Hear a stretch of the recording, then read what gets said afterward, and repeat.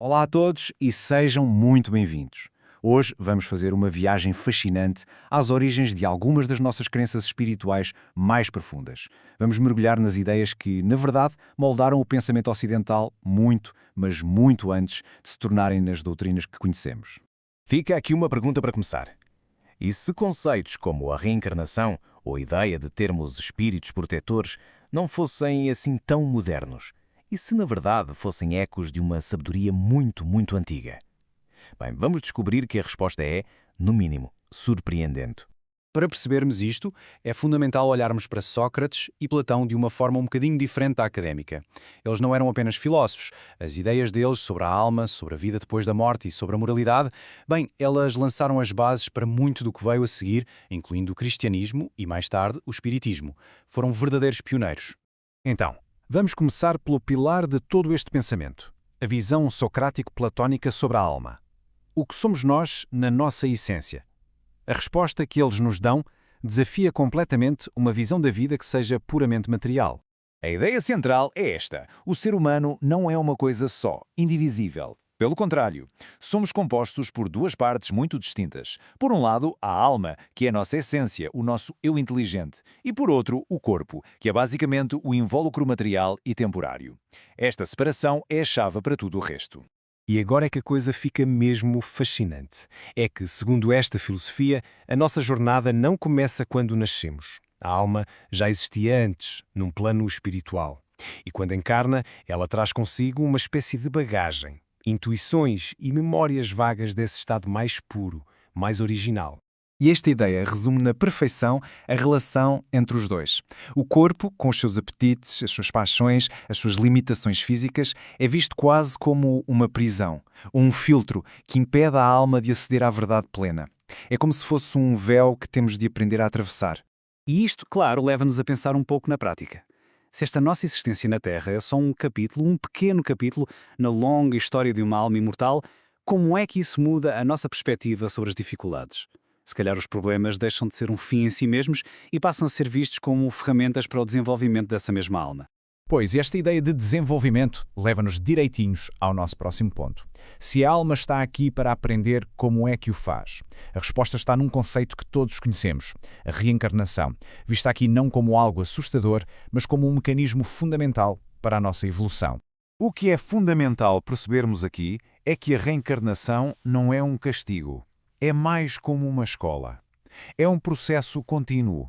As almas regressam, vida após vida, não para serem punidas, mas sim para terem novas oportunidades de se libertarem das amarras do mundo material e de progredirem, tanto a nível intelectual como, e isto é o mais importante, a nível moral. E aqui temos outra reflexão importante para o nosso dia-a-dia. Se cada vida é como uma aula, então cada desafio que enfrentamos faz parte do currículo. Que lições podem estar escondidas nas dificuldades que estamos a passar agora? Vistos por esta lente, os obstáculos transformam-se em oportunidades de ouro para o crescimento e para a purificação da alma. Mas como é que a alma navega por entre estas vidas sucessivas? Será que está sozinha nesta jornada? A filosofia grega diz-nos que não. Existia já a noção de uma orientação, tanto interna como externa, que nos ajuda a encontrar o caminho.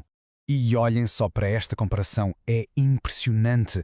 Sócrates falava do seu daimon, uma espécie de voz interior, um gênio protetor que o guiava.